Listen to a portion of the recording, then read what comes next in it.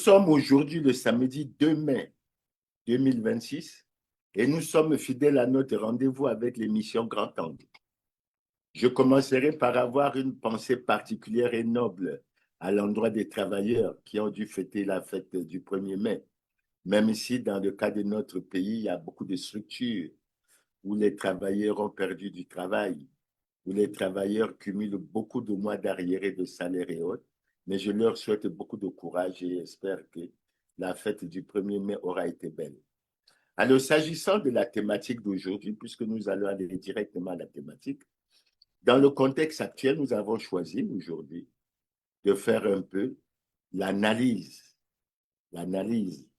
sinon le décryptage de la dernière structure gouvernementale qui a été mise en place le 24 avril dernier, mais avec une forte préoccupation, parce que cela nous apparaît comme l'illustration de la gestion clanique familiale et voire même tribale.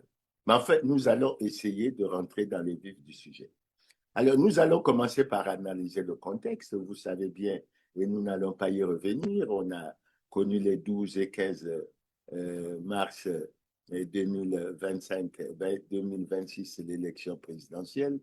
Beaucoup de commentaires ont été faits en ce qui concerne les irrégularités, en ce qui concerne la coupure de l'Internet, en ce qui concerne le bourrin. En fait, il y a beaucoup de choses qui ont été dites qui amènent même à contester, si on peut le dire, les chiffres qui ont été publiés, notamment les 94,90% obtenus par le président candidat, avec un taux de participation de 84,65%. Mais bref, il y a eu le 16 avril 2025 et 2026 plutôt, la prestation de serment. Et comme nous aimons à le dire, et nous allons le redire aujourd'hui, cette prestation s'est faite dans l'irrespect total des lois et règlements de la République. Et elle s'est faite avec la non-conformité du président de la République avec la loi. Je reviens souvent sur cette notion de non-conformité et je ne cesse de rappeler que le président Denis Sassou Nguesso n'est pas en conformité avec la loi depuis pratiquement 24 ans, depuis pratiquement un quart de siècle. Et le jour de la passation des services, il n'était pas en conformité avec la loi. C'est-à-dire qu'au moment où il a prêté serment devant la Cour constitutionnelle, en présence de l'Assemblée nationale, du Sénat, et de la Cour suprême et autres, il n'était pas en conformité avec la loi. Et ces institutions, je crois, ont pris la juste mesure et se sont rendus compte qu'effectivement, le président de la République n'était pas en conformité avec la loi. Pourquoi nous le redisons? Mais parce que, au-delà de ce qui est dit et qui est clair au niveau de l'article 77 de la Constitution relatif à l'appréciation des serments, nous avons cet article qui gêne beaucoup les gouvernants de ce régime, l'article 55, et qui dit clairement que tout citoyen élu ou nommé à une autre fonction publique doit déclarer son patrimoine lors de la prise de fonction et à la cessation de celle-ci. Et comme on a pu le constater, au moment où le président Sassou a pris ses fonctions, il n'a pas déclaré son patrimoine. Et c'est une préoccupation extrêmement importante parce que du point de vue de la gouvernance, du point de vue de la transparence, cela apparaît, à mon avis, comme une faute grave. Parce que cette déclaration de patrimoine doit permettre à la fin du mandat, sinon à la cessation des fonctions, de se rendre compte si ce citoyen qui a été élu ou nommé à une autre fonction publique a profité de sa position pour s'enrichir. C'est donc quelque chose qui devrait donner l'exemplarité, etc. Mais malheureusement, ce n'est pas le cas au Congo. Alors, ce qui a suivi, c'est qu'après le 17 avril, le Premier ministre Anatole Kodimo Makosso a déposé sa démission. Il a été reconduit. Il y a un gouvernement qui a été formé, d'ailleurs, aujourd'hui, qui fait l'objet de beaucoup de spéculations, puisqu'il semble qu'au niveau des noms, notamment des enfants nés, il y a un problème. On ne sait pas si c'est Frédéric, on ne sait pas si c'est Serge, etc. Bref, je crois que le problème devrait être réglé, mais d'une manière un peu plus noble, parce que le texte signé par le Premier ministre a jeté davantage de doutes sur les procédures administratives qui devraient être utilisées dans ce genre de cas. Donc, le Premier ministre a été nommé, le gouvernement a été nommé, il a été publié le 24 avril, les ministres ont déjà fait leur passation de service, et on constate encore une nouvelle fois quelque chose de terrible. Et on se pose la question, pourquoi ces gouvernants ne veulent pas respecter la loi, surtout en ce qui concerne la déclaration de patrimoine. Je l'ai dit pourquoi. Mais parce qu'il y a eu 6 ministres sortants. Il y a un principe selon la loi. Les ministres sortants doivent déclarer leur patrimoine et se soumettre à l'exercice que je viens d'évoquer, c'est-à-dire faire vérifier s'ils ne se sont pas, s'ils n'ont pas profité de la position qu'ils ont occupée pour s'enrichir. Dommage, rien, absolument rien n'a été fait. Les nouveaux également qui sont entrés, ils sont 11, je crois. Personne d'entre eux n'a fait de déclaration de patrimoine. Alors, on se pose la question, quel est le problème que le pouvoir du président Denis Sassou Nguesso avec la loi? Et pourquoi pensent-ils qu'ils peuvent marcher, sinon écraser les Congolais, sans pouvoir respecter les lois et règlements de la République? Et c'est véritablement dommage que l'on puisse assister à ce genre de phénomènes sur lesquels je reviens assez souvent. Et les Congolais me disent, oui, mais qu'est-ce qu'on fait puisque depuis longtemps tu évoques ça? Mais aussi longtemps que ce problème ne sera pas réglé, nous l'évoquerons et nous diverons avec les Congolais qu'est-ce que nous devons faire comme proposer comme action et essayer d'avancer. Déjà, je peux dire aux Congolais que le 15 avril 2025, j'ai adressé une correspondance au premier président de la Cour suprême pour porter justement à sa connaissance qu'il y avait des dispositions de la loi qui n'étaient pas respectées et qu'il fallait, qu'en ce qui concerne au moins l'article 12 de cette loi relative à l'obligation de patrimoine, qui est relative à la sanction de tout citoyen élu ou nommé à une autre fonction qui ne déclare pas son patrimoine, même là, la loi ne s'applique pas. Donc, on est vraiment dans un cas flagrant de violation des lois et règlements de la République, dans l'impunité totale, même si cela concerne le président de la République. Cela devrait être vu. Donc, le contexte est véritablement celui-là. Ça veut dire que, en fait, pour les gouvernants, pour le Parti congolais du travail et pour le reste, ben, la Constitution n'a aucun caractère sacré. On peut se permettre de ne pas la respecter, de ne pas faire. Et c'est véritablement triste. Ça veut dire que le fameux 5e mandat qui commence dans l'irrespect total des lois et règlements de la République, même si par abus de langage, je considère que par certains abus de langage, les gouvernants semblaient dire que le bilan de leur action était globalement positif. Je dirais que déjà rien que ce fait apparaître que le bilan est terriblement négatif et qu'ils ne respectent pas du tout les lois et règlements de la République.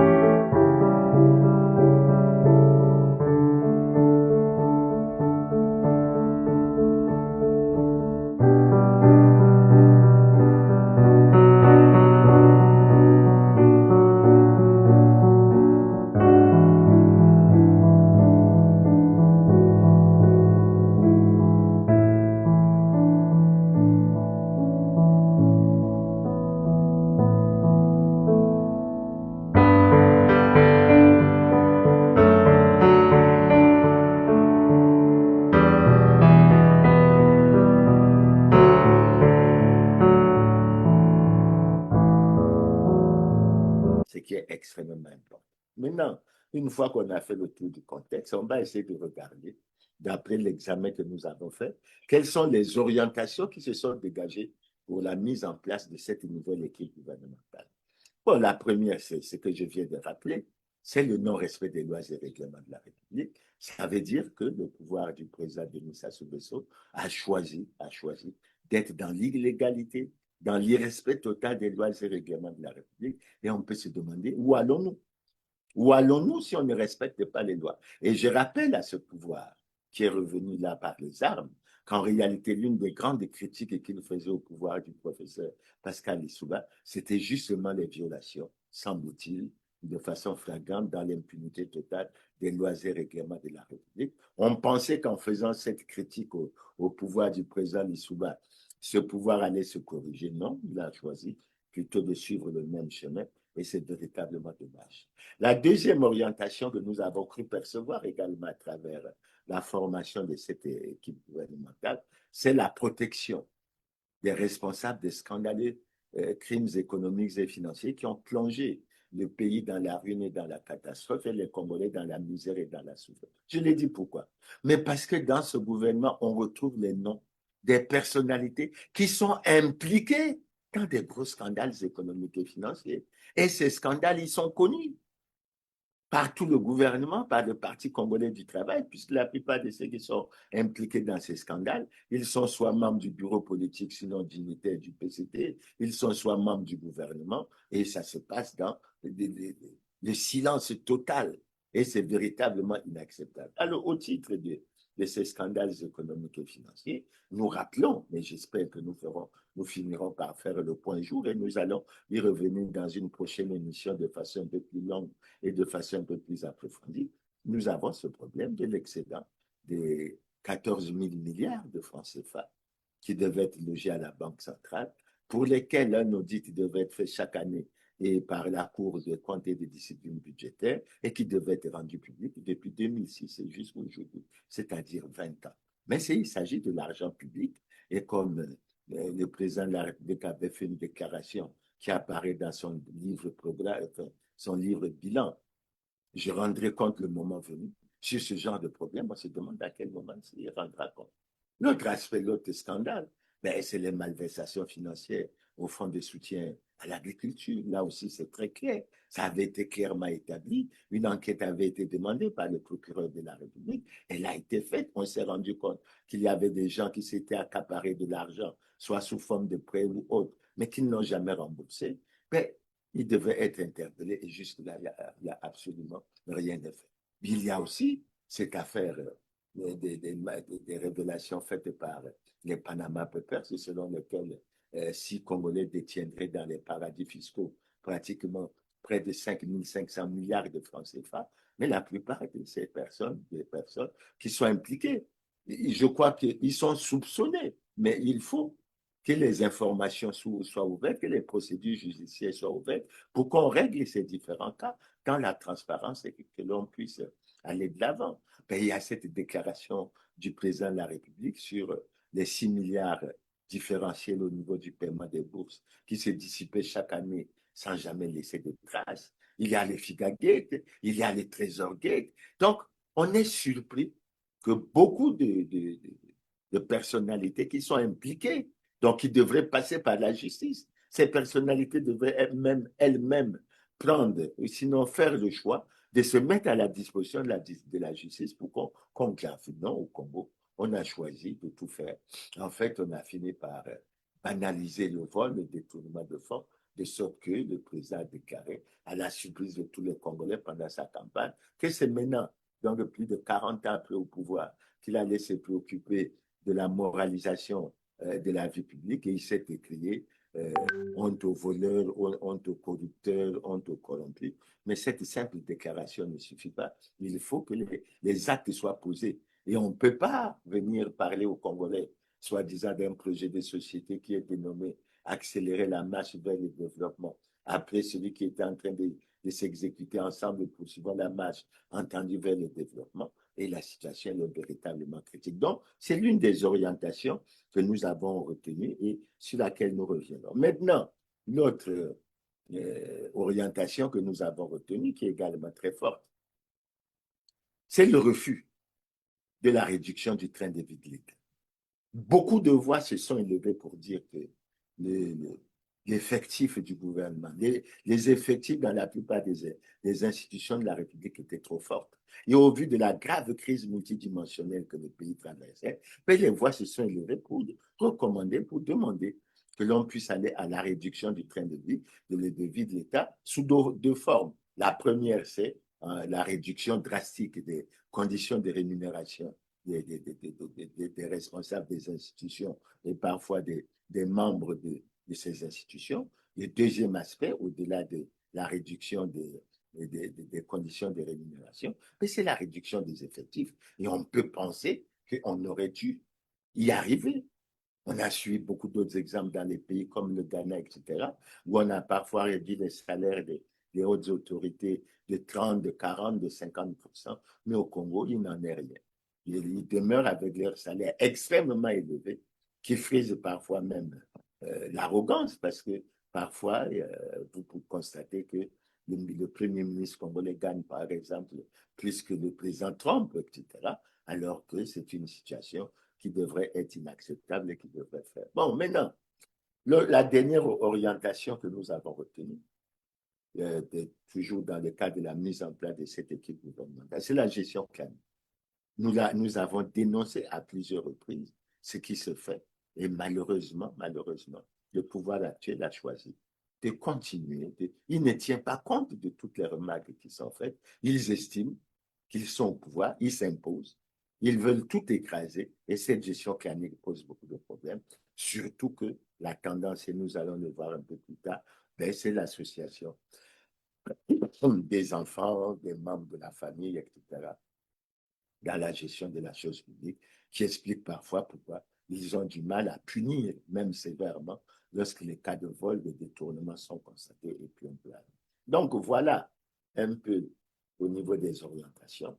Donc ces orientations ne nous rassurent pas dans le sens de ce qu'on évoque en termes d'accélérer le développement. Bien au contraire, nous sommes en train de vivre une situation où on va davantage s'enfoncer dans la crise et enfoncer les Congolais dans la misère et dans la souffrance.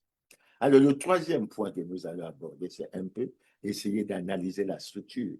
Maintenant, cette structure gouvernementale. Maintenant, avant de l'analyser, nous devons faire un commentaire. Le président a signé un certain nombre de décrets pour nommer ses collaborateurs au niveau de son cabinet, pour nommer le Premier ministre et pour mettre en place le gouvernement. Mais il est évident que ces textes attirent une attention toute particulière parce qu'il est mis en termes de libellé, vu la Constitution, et le président de la République signe ces textes. Et au moment où le président de la République signe ces textes, il n'est pas en conformité avec la Constitution.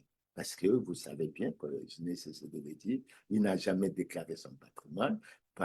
L'autre fait, il est le président du Parti congolais du travail en violation flagrante de la ligne 2 de l'article 80 qui dit que le mandat du président de la République est également incompatible avec toutes les responsabilités au sein de l'État. Maintenant, quand nous regardons cette structure, nous avons cru compter qu'il y a pratiquement au niveau du gouvernement 10 membres du bureau politique du PCT, je crois près de 8 membres du comité central, il y a peut-être des membres du parti que l'on n'a pas pu identifier, mais nous le relevons pourquoi? Mais parce qu'au-delà du fait que le président de la République n'est pas en conformité avec la loi, le PCT également n'est pas en conformité avec la loi. Donc on a le sentiment que le Congo est pratiquement pris en otage par des gens qui ne sont pas en conformité avec la loi, qui ne veulent pas respecter malgré les nombreux appels à ce qu'ils se conforment à la loi, qui ne veulent pas du tout. Et vous comprenez pourquoi il y a souvent la notion du maintien coûte que coûte au pouvoir, la notion de la conservation du pouvoir, et c'est ça qui justifie un peu toutes ces choses. Mais je crois que nous serons très heureux de les mettre à nu à chaque fois et de faire en sorte que nous avancions. Donc, au-delà de cette présence, forte présence du Parti congolais du travail, qui considère qu'il est le parti du président élu et que certainement il a contribué à cette élection, y compris en violant les lois et règlements de la République. Nous avons plusieurs partis de la majorité présidentielle. Parmi ces partis, nous avons cru relever qu'il y a le MAR, qu'il y a le Club 2002 PUR, qu'il y a le Rassemblement citoyen, qu'il y a le RDPS et qu'il y a l'APC, etc. Alors, ce que nous notons au niveau de ces partis, c'est que déjà la plupart de ces partis étaient reconnus par l'arrêté le 17-26 du 30 juin 2025 par le ministre Mboulou, mais la plupart d'entre eux ne sont pas en conformité avec la loi. Et vous avez une preuve flagrante cette fois-ci. Aucun de ces partis, aucun membre de ces partis élu ou nommé à une autre fonction, ils ont été nommés ministres, aucun d'eux n'a déclaré son patrimoine. Tout comme ceux qui sont sortis du gouvernement n'ont pas déclaré leur patrimoine, mais ceux qui sont entrés, en fait, la déclaration de patrimoine doit se faire chaque fois que vous changez de position. Vous avez été ministre, vous êtes reconduit ministre, mais ça permet au service qui doit s'occuper des questions de transparence et de questions de lutte contre l'enrichissement illicite et la corruption, de faire le point assez régulièrement et de constater s'il y a des situations qui peuvent être vues ou qui peuvent ne pas être vues. À notre avis, c'est extrêmement important. Donc, tous les partis que je viens de citer là, qui ont été reconnus par le ministre Mboulou, en fait, ils ne devaient pas être reconnus par le ministre Mboulou parce que, un, ils ont violé l'article 80 de la Constitution. Ils ont violé plutôt l'article 55 de la Constitution, qui dit que tout citoyen élu ou nommé à une autre fonction publique doit déclarer son patrimoine. Puis, deuxième point, ils ont violé l'article 26 de la loi 20-2017 du 12 mai 2017, selon laquelle mais les partis ont le devoir de se conformer à la Constitution. Donc, j'ose espérer que le nouveau ministre de l'Intérieur et de la décentralisation, qui, à mon avis, aura la mission de redresser un certain nombre de choses que le ministre Mboulou a créées et a laissées en l'état, je crois qu'il doit prendre bonne note pour dire que ces partis qui sont membres du gouvernement ne sont pas en conformité avec la loi et on devrait regarder ça. Maintenant, l'autre aspect qui apparaît, c'est le cas de l'UPADES. Le cas de l'UPADES a déjà donné lieu à beaucoup de débats au sein de l'opposition, surtout en se rappelant de ce qui était arrivé au ministre Nick Phila de Saint-Eudes. Lorsque celui-ci avait intégré le gouvernement, ben, il semble qu'au niveau de ce que l'on appelle l'opposition politique congolaise, il avait des difficultés à être reconnu comme opposant parce que l'état d'esprit à l'époque disait qu'on ne pouvait pas être au gouvernement et à l'opposition. Bon, il semble que les choses, quand le ministre Msali est rentré, ont évolué et on nous a développé des théories, d'autant qu'à l'UPADES, il y a le chef de file de l'opposition et nous sommes restés au niveau de nos textes et je crois que nous pouvons toujours faire référence à un texte qui est bien connu. C'est le texte relatif, la loi numéro 28-2017 du 7 juillet 2017, déterminant le statut de l'opposition. Et l'alinéa 2 de l'article 1er de cette loi dit ceci: l'opposition politique est constituée par l'ensemble des partis et ou groupements de partis politiques ne soutenant pas l'action du gouvernement. On nous a créé beaucoup de problèmes, on nous a développé beaucoup de théories.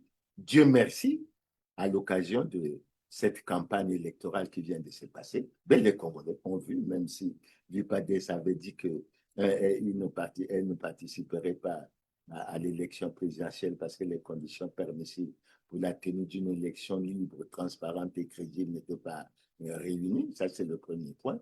Mais ensuite, l'UPADES avait annoncé, était présente pendant l'élection et avait demandé à chacun de ses militants de voter selon sa conscience. Nous avons tous suivi cela, mais ce qui nous a marqué, c'est les déclarations que nous avons suivies à deux reprises du ministre Nsaï, membre de l'UPADES, membre influent de l'UPADES, qui a choisi de faire campagne pour le président Sassou et qui a annoncé qu'il faisait campagne pour la victoire du président. Alors, ça devenait clair lorsque nous interprétons l'alinéa 2 de l'article 1er de la loi sur le statut politique, ben, l'UPADES n'est plus à l'opposition, ne devrait plus se considérer à l'opposition. Et le faisant, je crois qu'ils ont mis le président s'asseoir dans l'embarras. Mais parce que comment il va régler le problème de chef de file de l'opposition? Ben, il faut que ce problème-là soit réglé, puisque si l'UPADES n'est plus à l'opposition, mais le chef de file de l'opposition ne peut pas être quelqu'un de l'UPADES. C'est des questions qu'il faut régler, non pas par rapport à des émotions, mais qu'il faut régler par rapport au droit. Et le droit, je l'ai là, la chose est claire. Dans tous les cas, il fallait déjà dire et que lorsqu'on est à l'opposition et qu'on est au gouvernement, on est tenu d'avoir une certaine conduite au niveau du gouvernement, etc. Et il y a la solidarité gouvernementale qui devrait jouer à notre avis. Donc, cette question aussi, il faut qu'elle soit fondamentalement vue, qu'elle ne soit pas vue en vue du règlement d'un certain nombre de problèmes, etc. Donc, après le PCT, après ces partis, après l'UPADES, nous avons dans le gouvernement 3 officiers généraux. Je crois qu'ils sont bien connus. Il y a le ministre d'État chargé des affaires politiques, il y a le ministre Olesongo, qui est désormais le ministre de l'Intérieur et de la décentralisation, et il y a le ministre Mokoki qui est chargé du contrôle et de la lutte contre les... Je dis Mokoki, le ministre Songo qui est désormais chargé de la lutte contre la corruption. Donc, je crois que les choses sont claires. Maintenant, au-delà de ça, je crois savoir, quand j'ai essayé de parcourir cette liste, qu'il y a certainement ce que l'on appelle des technocrates. Je ne sais pas où les placer, mais je crois qu'il y a quelques technocrates que je considère comme n'appartenant pas à un parti, mais semble-t-il disposés à apporter leur contribution au niveau du gouvernement et à faire en sorte que l'on avance. Donc, c'est par rapport à ça, à notre avis, qu'il faut avoir une certaine vision. Maintenant, l'aspect qui vient après, le quatrième aspect, je me suis posé la question, y a-t-il une transition intergénérationnelle? Parce qu'assez souvent, on revient sur cette question. On a vu les jeunes se mobiliser, on les a vus à travers tous les pays faire la campagne, d'aucuns bénéficiant parfois d'un billet de 2000 francs ou de 5000 francs, etc. Mais dans tout ça, on se disait que la finalité serait que la jeunesse soit largement représentée au sein du gouvernement. Et pourquoi on pensait que la jeunesse aurait pu être largement représentée au gouvernement? Mais parce que lorsqu'on a fait notre recensement général de la population, dont les résultats ont été publiés en 2023, ben, il est ressorti clairement que la population du Congo s'élevait, si je ne me trompe, à 6 142 180 habitants, et que dans cette population, plus de 70% étaient de la jeunesse. Un atout tout à fait particulier pour le développement, surtout que l'on aime à dire que l'avenir appartient à la jeunesse. Et quand on a vu cette grande mobilisation, semble-t-il, des jeunes, même si pour certains, ils s'attendaient à une certaine récompense chaque fois qu'ils le faisaient, bon, on a essayé de regarder par rapport à l'activisme de la jeunesse, comment les choses se présentent. Et l'une des variables que nous avons choisi de suivre, c'est un peu l'âge au niveau des membres du nouveau gouvernement. Et nous avons essayé de chercher, malheureusement, mais ça ne nous a pas gênés. Malheureusement, nous n'avons pas pu avoir les âges de deux membres du gouvernement. Donc, au lieu de 42, y compris le premier ministre, nous avons eu les âges pratiquement de 40 membres du gouvernement, ce qui nous a donné les tendances. Et ces tendances nous ont donné, en ce qui concerne la jeunesse, un peu des résultats un peu préoccupants. Et je peux vous donner les résultats de la démarche que nous avons faite. On a constaté que sur les 40 membres pour lesquels nous avions pu obtenir leurs âges de naissance, il y a 2 membres du gouvernement qui ont moins de 40 ans. Je dis bien, il y a 2 membres du gouvernement qui ont moins de 40 ans. Il y a un membre qui a un âge compris entre 40 et 50 ans. Et il y a 12 membres dont l'âge évolue entre 51 et 59 ans. Il y a 8 membres qui ont un âge compris entre 66 et 70 ans. Il y a, pour ceux qui veulent avoir des informations, 4 membres qui ont plus de 70 ans. Et on a pu noter, puisque ce n'est pas un secret de polichinelle, le plus vieux d'entre eux a 79 ans, le plus jeune a 35 ans. Mais ce que nous constatons, puisqu'il y a eu 6 sortants et 11 entrants, ce que nous constatons, c'est que dans la formation du gouvernement, une attention particulière n'a pas été réservée à la jeunesse. Déjà, lorsqu'on prend les entrants, où nous n'avons pas pu obtenir tous les âges, mais on en a eu, puisqu'ils sont 11, on a eu des données sur les 10 personnes, mais la tendance est que l'âge moyen des rentrants est de 49 ans, pratiquement 50 ans. Donc, on peut arriver à la conclusion que dans la formation de ce gouvernement, au-delà des déclarations qui sont faites dans les discours, année de la jeunesse, promesses de l'époque, les jeunes se rendent compte qu'ils ont été floués.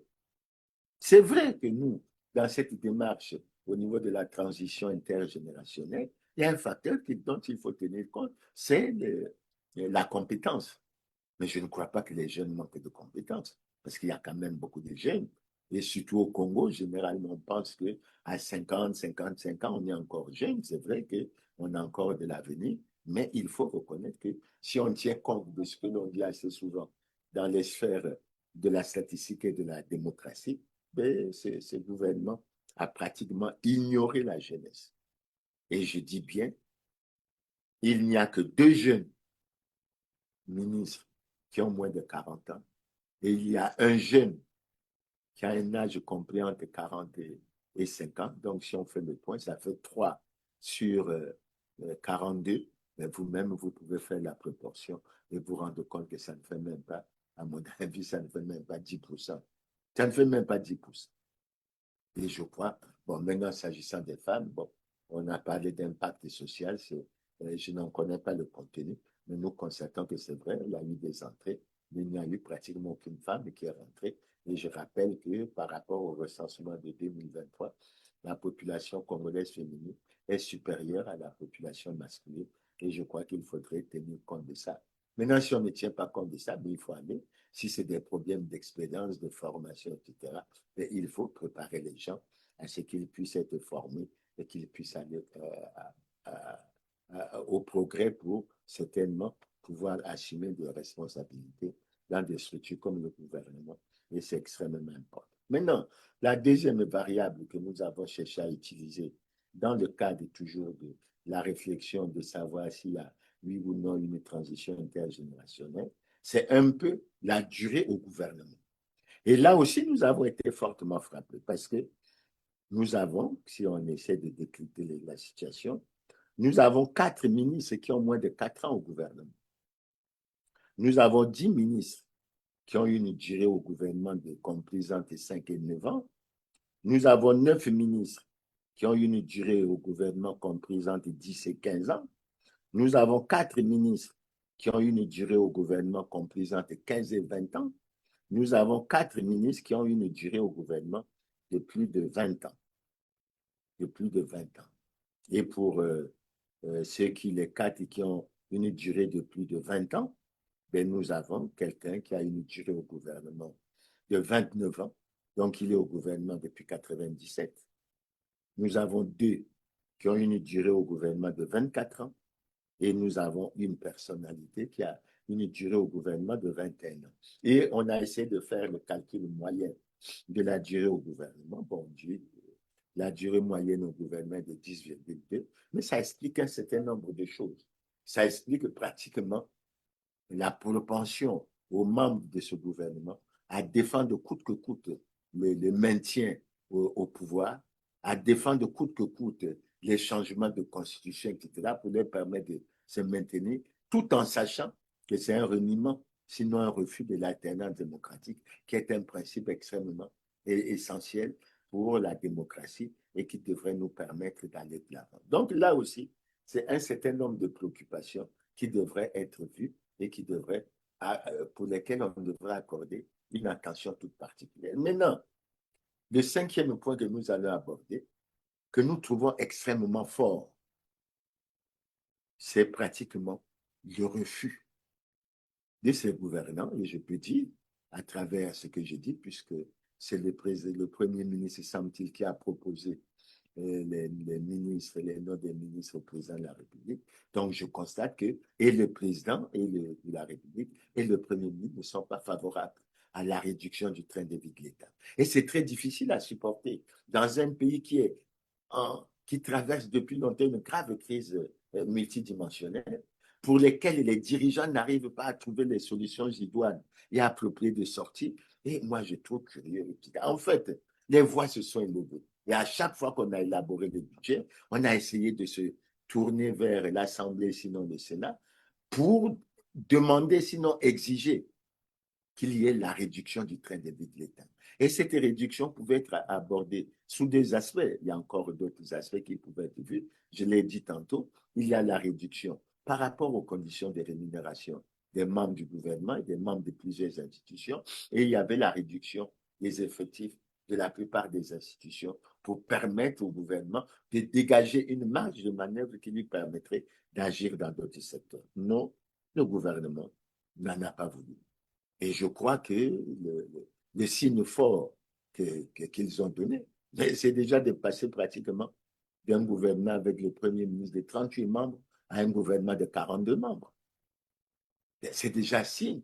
Et ça nous fait réfléchir parce que lorsqu'on a eu ce débat sur le changement ou pas de la Constitution, les voix s'étaient levées au Congo pour demander aux gouvernants de ne pas mettre en place les conseils nationaux de la jeunesse, etc., et de trouver d'autres solutions pour que les problèmes qui devaient être pris en charge puissent être pris en charge. Le gouvernement a refusé. Mais vous voyez bien que la situation n'a fait qu'empirer. Aujourd'hui, nous sommes pratiquement en situation de cessation de paiement.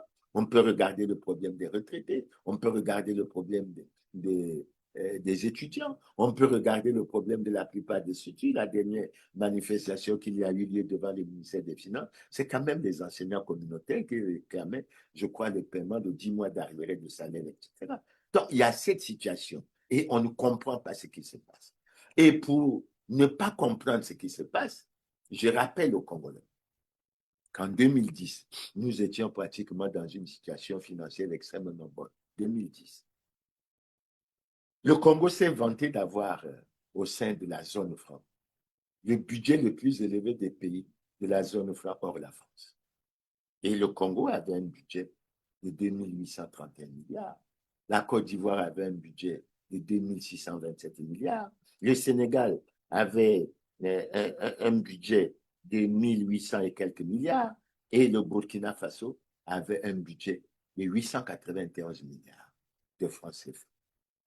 Mais figurez-vous qu'en 2026, le budget de la Côte d'Ivoire affiche 17 350 milliards.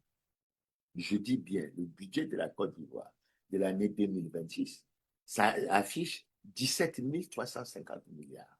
Le budget du Sénégal 2026 affiche 7 434 milliards de francs CFA. Le budget du Burkina Faso, 3 431 milliards. Et le budget du Congo, qui était de 2 831 milliards en 2010, affiche en 2026 2 550 milliards. Une régression de 10%, alors que le budget, tant au niveau de la Côte d'Ivoire qu'au niveau du Sénégal et du Burkina, et ces budgets ont été pu multiplier parfois par 6,6, parfois pratiquement par 4. Qu'est-ce qui se passe? Et là, on découvre que le Congo a réellement des problèmes de gouvernance. Le Congo a réellement des problèmes de gouvernance et l'une des explications qu'on peut donner à cette situation, c'est que généralement, nous avons accordé la priorité beaucoup plus à notre enrichissement illicite, beaucoup plus au soutien et à la protection des responsables des scandaleux crimes économiques et financiers, et qu'ailleurs, et c'est véritablement dommage, véritablement dommage. Alors, qu'est-ce qu'on fait? Comment on fait pour essayer de régler ce genre de situation? Alors, nous avons essayé de faire la comparaison. Quand on prend, par exemple, un pays comme la Côte d'Ivoire, je vais vous donner quelques informations puisque j'ai une fiche technique qui est faite à ce propos. La Côte d'Ivoire a une population comprise entre 32,8 et 33,9 millions d'habitants. Un budget 2026 de 17 350 milliards. Un nombre de ministres, écoutez bien, malgré les performances, tant au niveau de la croissance qu'au niveau budgétaire, etc., le nombre de ministres, hors le Premier ministre, est de 34 ministres en Côte d'Ivoire, dont 4 ministres délégués, un vice-premier ministre et un ministre d'État, la Côte d'Ivoire. Et quand on essaie de se renseigner sur le salaire d'un ministre en Côte d'Ivoire, ben, le salaire en Côte d'Ivoire d'un ministre varie entre 3 830 000 et 5 750 000. Vous voyez bien, vous voyez bien. Et vous connaissez à travers les chiffres qui sont donnés sur les réseaux sociaux, les chiffres officiels de la Côte d'Ivoire. Vous voyez un peu la situation de la Côte d'Ivoire. Si nous passons au Sénégal, la population est pratiquement autour de 19,2 millions. Le budget est de 2026 est de 7 434 milliards. Le nombre de ministres hors le Premier ministre est de 31. Et en Côte d'Ivoire, le salaire du ministre évolue entre 2,8 et entre 3,8 et 3,9 millions de francs CFA, c'est-à-dire entre 3 800 000 et 3 900 000. Et généralement, pour le salaire du ministre, on dit que le salaire de base, c'est 2 900 000 et 1 million, c'est l'indemnité de logement. Et je vous rappelle aussi qu'au Sénégal, le président sénégalais gagne 4 800 000. Le premier ministre sénégalais gagne 4 300 000. Et le ministre a un salaire qui varie entre 3 800 et 3 900. Si nous prenons le Burkina Faso, pays en guerre, la population du Burkina Faso varie entre 24,6 et 25,2 millions d'habitants. Le budget tel que nous vous l'avons dit, 2026, c'est pratiquement de 3 431 milliards de francs CFA. Et écoutez bien, le gouvernement burkinabé comprend 22 éléments en janvier 2026. Et avant cela, ils étaient 24, mais il y a eu une réduction encore de 2. Donc, ils sont à 22 ministres. Vous voyez bien. Et le salaire d'un ministre burkinabé est de 1 155 000 francs CFA. Le salaire d'un ministre d'État est de 1 205 000 francs CFA. Alors, si nous revenons au Congo, évidemment, le Congo, la population estimée en 2026 est de 6 600 000 habitants. Le budget, comme je vous l'ai dit, en régression de 10% par rapport à celui de 2010, il est de 2 550 milliards de francs CFA. Et le nombre de ministres au gouvernement est de 41. Le Premier ministre gagnerait, dit-on, 25 millions de francs CFA. Le ministre d'État gagnerait 15 millions avec une indemnité de logement de 2 millions. Donc, il faut que les ministres congolais sachent que l'indemnité de logement d'un ministre d'État au Congo est largement supérieure au salaire d'un ministre burkinabé. Sinon, on pourrait même dire que c'est le double. L'indemnité de logement d'un ministre d'État au Congo, c'est le double du salaire d'un ministre burkinabé. Je crois que ça devrait nous faire réfléchir.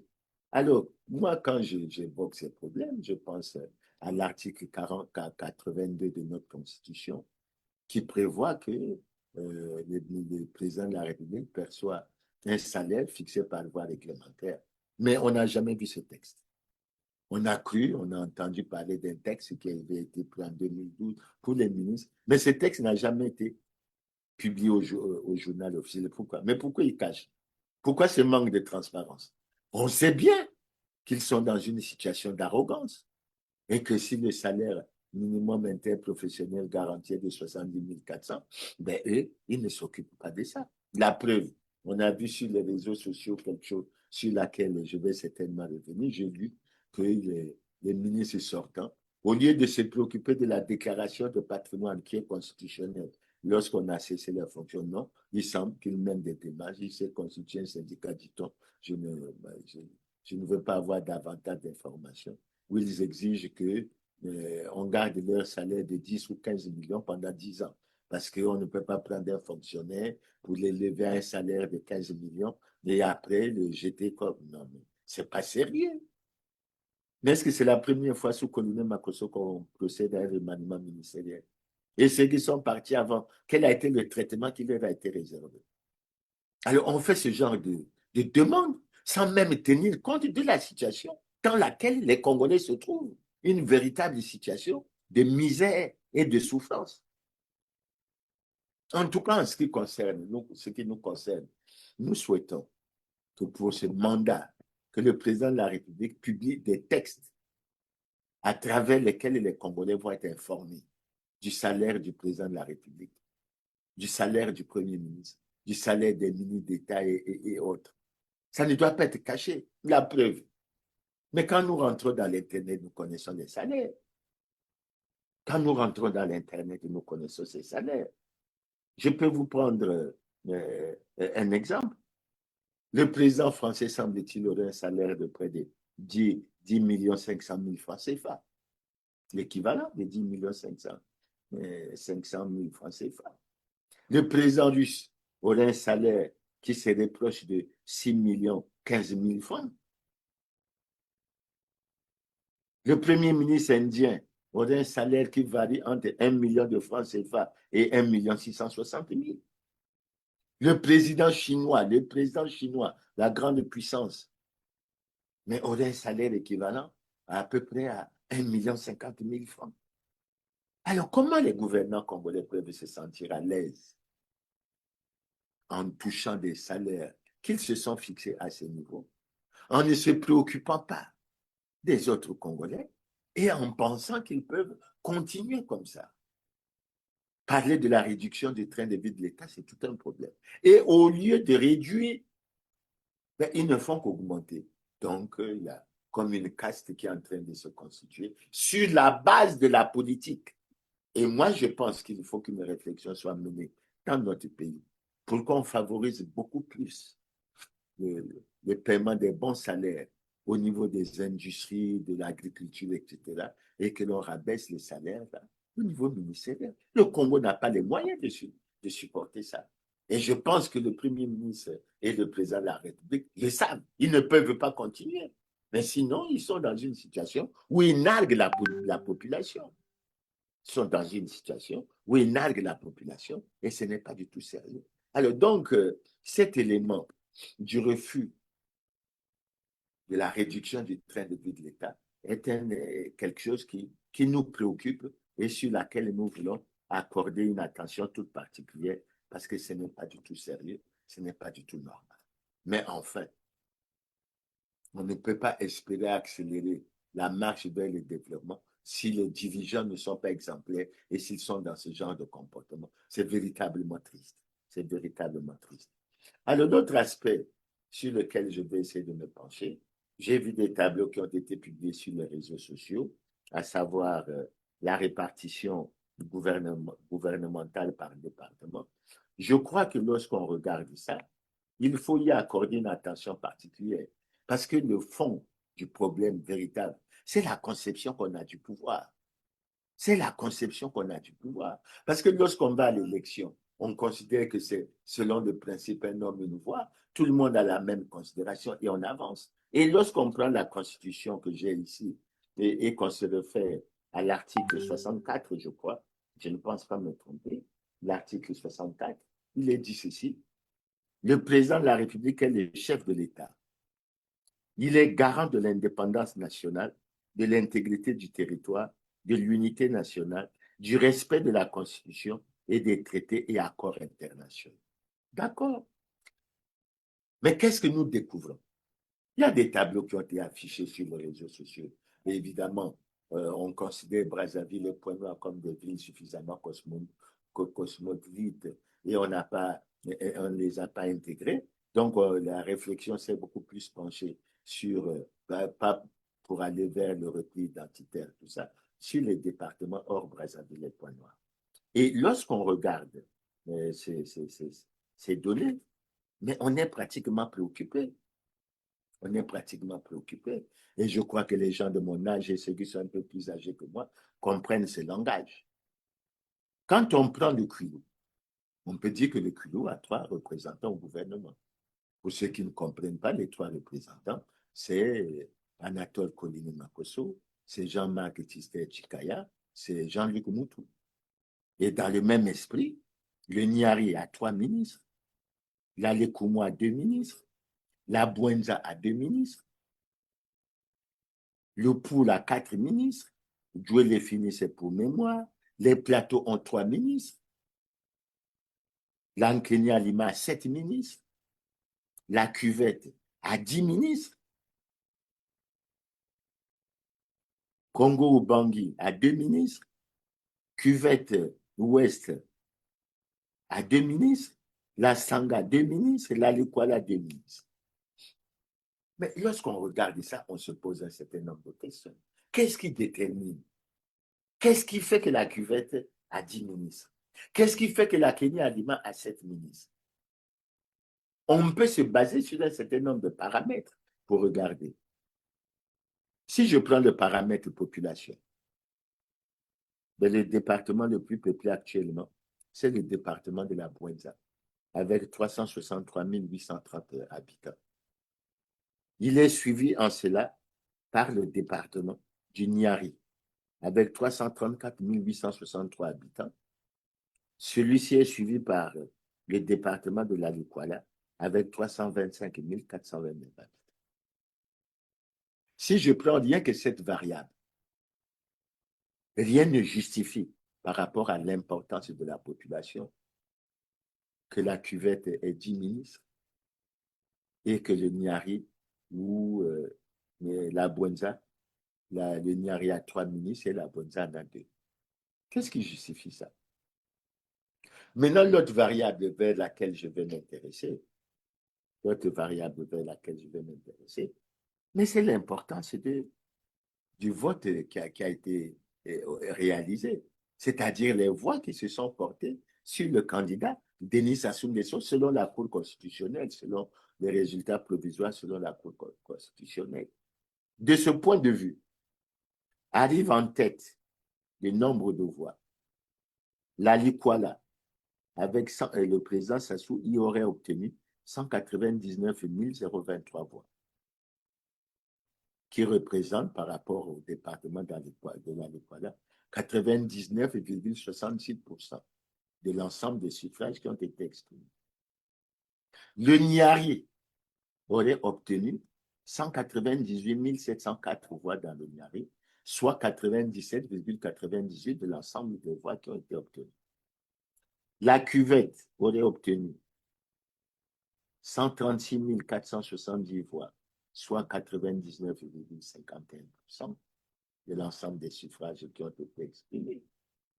La Bouenza aurait obtenu 125 977 voix, soit 90,59% de l'ensemble des suffrages exprimés. La Sanga aurait obtenu 105 898 voix dans la Sanga, soit 96,84%. Et le département de l'Ankenya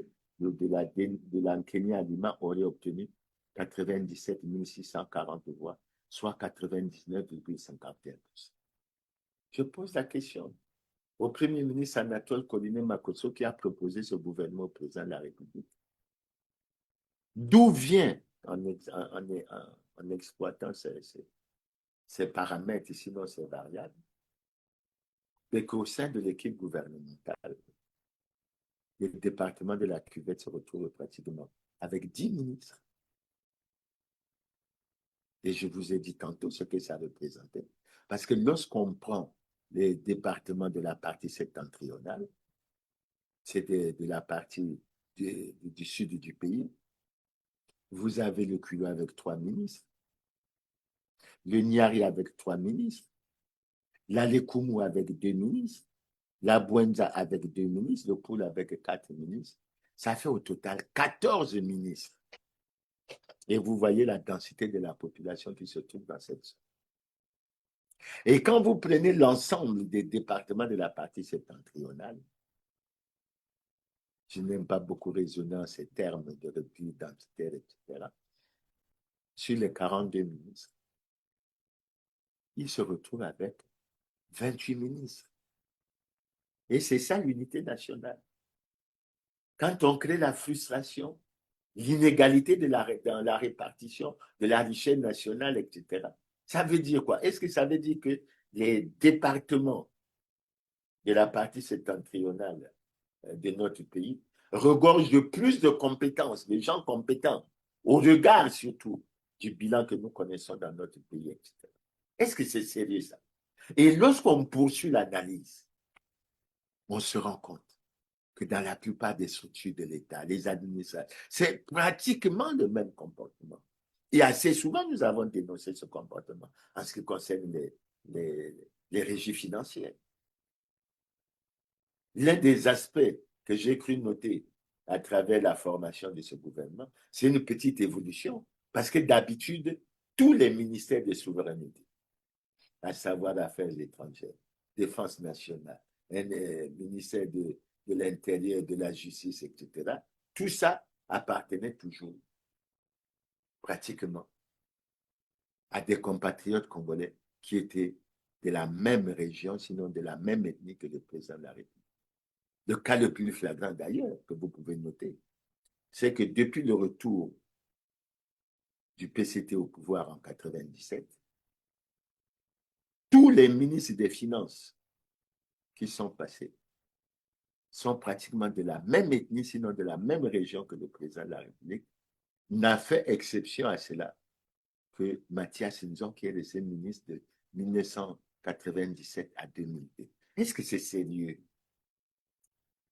Alors, lorsqu'on parle en campagne, on parle du Congo, priorité au Congo, priorité à ceci, et on a le sentiment que lorsqu'on sort de ces campagnes, mais il y a des départements, sinon, mais qui se sentent plus au pouvoir que les autres.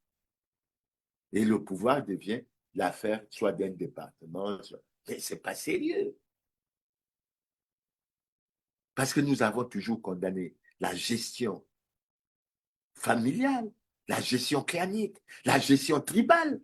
Elle ne nous mènera nulle part. Et ne trompons pas les Congolais en disant que nous évoluons vers l'unité nationale. Ça, c'est un cas extrêmement flagrant.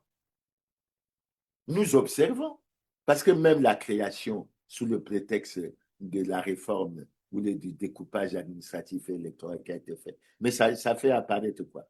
Et ça fait apparaître, si j'ai la faiblesse de raisonner selon cette manière de faire, ben que la partie septentrionale aura demain plus de sénateurs en nombre que la partie sud du pays. Est-ce que c'est sérieux? Est-ce qu'on peut continuer à évoluer comme ça?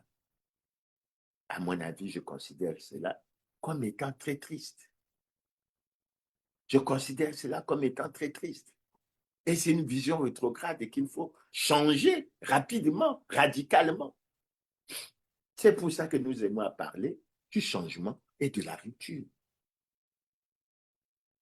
On ne va pas vers l'unité nationale en faisant comme ça. On ne va pas vers l'unité nationale en pensant que du point de vue de la compétence, du point de vue de la capacité à bien réaliser son travail, qu'il y a des compatriotes originaires des départements qui sont plus compétents que d'autres. Je vous ai parlé des régies financières, mais on peut parler des autres faits. Quand vous prenez les régies financières, c'est scandaleux. Le directeur général du Trésor, le directeur général du budget, le directeur général des impôts, le directeur général des douanes. Alors, il n'y a que dans ces zones-là qu'il y a des cadres, etc. Pourquoi? Pourquoi cette propension à vouloir toujours chercher à écraser les autres, notamment par l'aspect de l'enrichissement illicite, etc., parfois même de la corruption et autres. Et ça pose un problème à l'unité nationale. Ça pose un véritable problème à l'unité nationale. C'est pour ça que lorsqu'on regarde, on essaie. Et maintenant, cette gestion a fait que mais les gouvernants sont coincés. Ceux qui sont dans les scandales, les crimes économiques et financiers, etc. Mais pourquoi on les arrête pas? Pourquoi ils ne sont pas jugés? Pourquoi ils ne sont pas traduits en justice? Mais c'est parce qu'on s'est rendu compte que malheureusement, cette attitude qu'on avait adoptée n'était pas de nature à faire évoluer les choses, de façon positive, mais de faire aller de l'avant.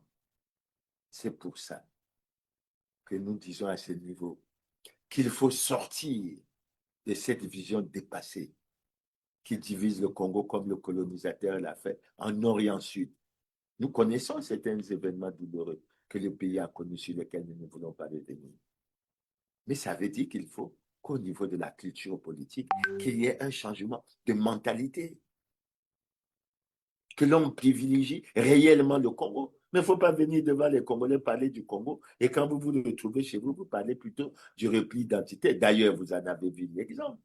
Lorsqu'il y a eu le procès du général Dabira, auquel le général Nyangambwala a apporté plusieurs éléments de réponse et plusieurs informations. Vous avez entendu un concept qui a choqué beaucoup de Congolais. L'avenir des. Je ne veux pas continuer. L'avenir des. Est-ce que c'est comme ça qu'on bâtit l'unité nationale? Est-ce que c'est comme ça qu'on travaille pour faire avancer les choses et faire en sorte que nous allions de l'avant? Non. Moi, je pense que non. Cette vision-là doit être dépassée. Elle doit être dépassée. Alors maintenant, pour aller vers la fin de cette analyse, nous avons découvert aussi, toujours à travers les réseaux sociaux, cette information, sinon ces tableaux qui ont été indiqués, qu'il faut apparaître clairement qu'une bonne partie des ministres, je crois qu'il y en a près de 13 comme ça doit faire autour de 30% de l'effectif total de cette équipe. Ce sont les enfants d'eux. Donc aujourd'hui, si on n'est pas enfant d'eux, si on est compétent, etc., on ne peut pas être ministre. Ce n'est pas sérieux. Alors on constate que le gouvernement s'est composé des enfants de Jean-Marc, de Jean-Pierre Tistet, Chikaya, de Pierre Nzé, de Mikolo. Non, cette vision n'est pas bonne. Et on comprend pourquoi les gens sont accrochés au pouvoir. Pour dire coûte que coûte, il faut qu'on se maintienne au pouvoir. Parce qu'ils ont commencé à vouloir former comme une caste, comme une classe d'un certain nombre de Congolais, qui sont eux des super Congolais, au-dessus des autres. Ils volent, ils ne sont pas sanctionnés. Ils travaillent mal, ils ont des promotions. Alors qu'on a une richesse qui est là. Cette jeunesse qui n'a besoin que de mettre son énergie au service du pays. Non, on ne peut pas tolérer ça. Alors, quand on prend le gouvernement dans son ensemble, j'attire l'attention d'Anatole Koliné-Makosso, mais c'est constitué de quoi? C'est constitué des enfants des anciens dirigeants, surtout du PCT. C'est constitué des membres, des parents, des gouvernants, particulièrement du président de la République. Et ça va continuer jusque quand?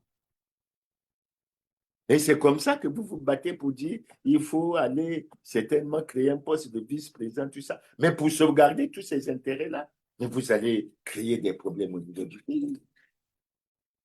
Vous allez créer des problèmes au niveau du pays.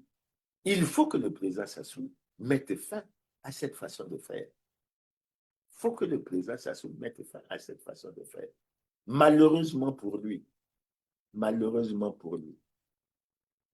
la plupart de ces personnalités sont impliquées dans de gros scandales. Pas seulement économiques et financiers, même politiques. Et on essaye de les protéger à bras le corps. Ça crée de la frustration. Ça crée des rancœurs. Et ça fait qu'on s'éloigne de l'excellence, du mérite, et on s'enfonce dans une voie qui est sans issue. Et c'est comme ça que vous croyez que vous allez accélérer la marche vers le développement. Moi, je ne pense pas. Je vous donne mon point de vue. Je ne pense pas. Et moi, je suis de ceux qui se battent et qui se battront pour le changement et la rupture. Parce que je sais que vous avez fait de très mauvais choix. Et la voie que vous avez choisie, ce n'est pas la bonne. C'est une voie qui conduit les Congolais à la division. C'est une voie qui fait apparaître qu'il y a de l'arrogance dans la manière de traiter les uns les autres. Pas parce qu'on est compétent, mais parce qu'on estime, comme on le dit souvent, c'est nous qui avons le pouvoir. Mais qui a le pouvoir? C'est le peuple qui donne le pouvoir. Ce n'est ni une région ni quoi. Parce que si je prends les données que j'ai sous mes yeux, Si je prends les données que j'ai sous mes yeux, ce n'est pas avec une population de 222 730 habitants que la cuvette peut élire un président du Congo. Je dis bien, ce n'est pas avec une population de 222 730 habitants, recensement de 2023, que le département de la cuvette peut élire. Pour élire un président, on a besoin des Congolais de tous les départements, de tous les horizons. Et dans la manière dont on doit gérer le pays, il faut tenir compte de l'existence de tout ce monde-là. Sinon, ce n'est pas du tout sérieux. Et on sent, on voit planer déjà ce qu'on voulait faire, la succession. Parce qu'on veut quoi? On veut que la succession, que ça se fasse dans la cuvette. Mais c'est un très mauvais choix. Le PCT est en train de manigancer là. Mais ils doivent être sanctionnés. Alors, ils sont en train de manigancer, tout ça. Et on a suivi un responsable du PCT. Il y en a un qui a dit, tant que nous n'aurons pas fini de développer le pays, on ne quittera pas le pouvoir. Et il y en a un qui a dit, oh, vous ne savez pas ce que ça représente. Mais pour garder le pouvoir, il faut bien gérer. Il faut aimer les Congolais. Il faut de la rigueur. Sanctionner ceux qui travaillent mal.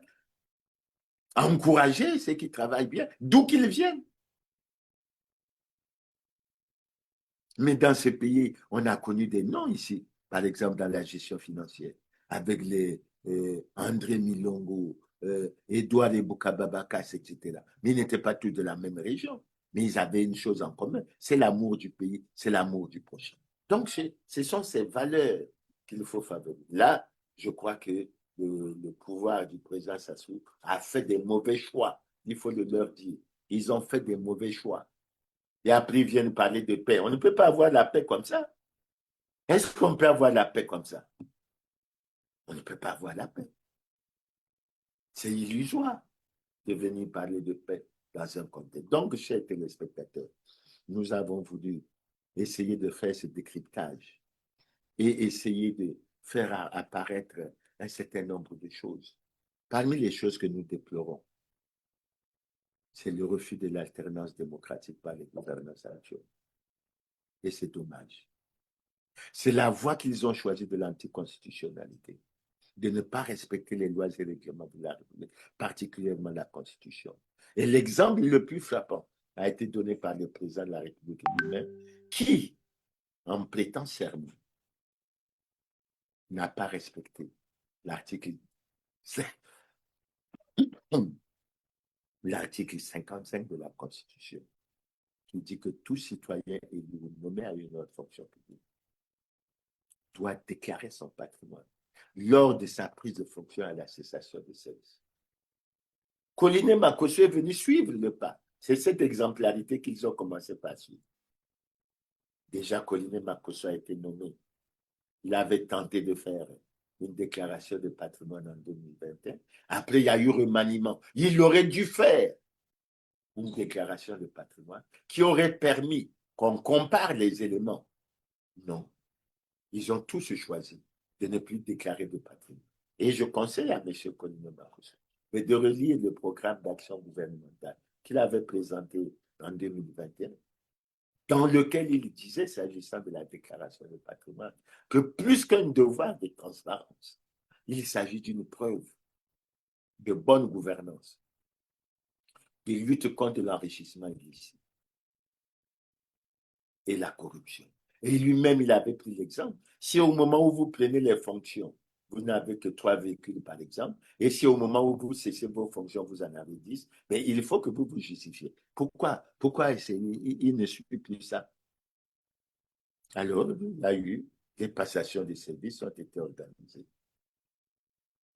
Aucun ministre n'a fait de déclaration, ni d'entrant, ni de sortant. Et on découvre le ministre Filadito, qui est devenu le responsable d'un syndicat, pour dire que les ministres sortants doivent toucher leur salaire de 15 millions, semble-t-il, pendant 10 ans. Mais les autres Congolais, ils vont vivre de quoi?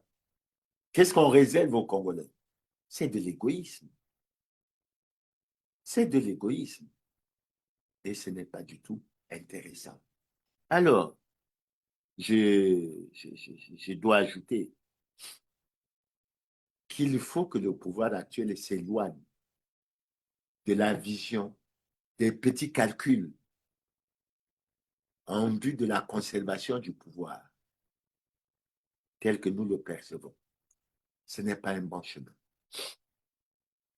Si la Constitution prévoit que ça, c'est le dernier mandat du président Sassou, que le président Sassou prenne dès à présent les dispositions pour qu'à la fin de son mandat, que ce soit des élections libres, démocratiques, transparentes, crédibles et apaisées qui soient organisées, avec une commission nationale électorale véritablement indépendante. Pas le bricolage que M. Moulou nous a amené là au ministère de l'Intérieur, avec le non-respect des lois et règlements de la République.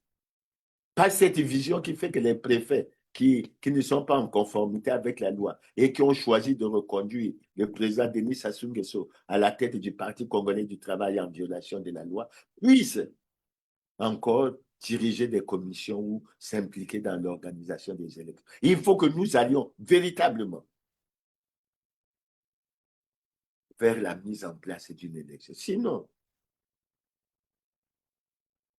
nous disons aux gouvernants actuels, nous avons donné la preuve et les Congolais le savent de ce que le président Denis Sassou Nguesso est en situation difficile, délicate et manifeste d'incompatibilité constitutionnelle. Lorsqu'on fait le développement qu'on fait, la question qu'on se pose est la suivante. Le président Denis Sassou Nguesso est-il dans une situation de faute grave ou dans une situation de honte et trahison? Moi, j'ai posé la question à la Cour constitutionnelle. Elle n'a pas abordé le problème dans le fond. Elle a tout simplement, elle s'est basée sur un article du texte qui organise le fonctionnement et l'organisation de la Cour constitutionnelle pour dire que le recours n'était pas recevable. Mais le problème de fond, il demeure. Le problème de fond, il demeure. Le président Denis Sassou Nguesso est-il dans une situation de faute grave ou dans une situation de haute trahison? Voilà les problèmes au cours desquels. Et c'est pour ça que moi, je suis de ceux qui se battent pour dire qu'il faut que nous allions au changement et à la rupture. Et je crois qu'il est nécessaire que les Congolais aillent, qu'ils dialoguent pour que ce passage soit possible et que nous allions là. Chers compatriotes, je regrette de terminer cette émission en disant que je suis très déçu du caractère un peu tribal qu'on donne à la gestion de notre pays, à la formation du gouvernement, au fonctionnement des institutions. Parce qu'on peut faire le point.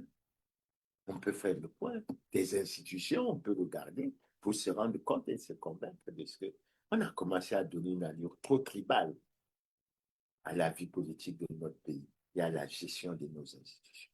C'est pour ça que j'en appelle au gouvernement de se remettre en cause et de faire en sorte que nous privilégions une chose, c'est le combat. Merci pour votre aimable attention. Nous aurons l'occasion de nous retrouver, je crois que ça sera le samedi 9 mai pour une autre émission et je m'efforcerai à être fidèle à notre rendez-vous. Merci et à bientôt.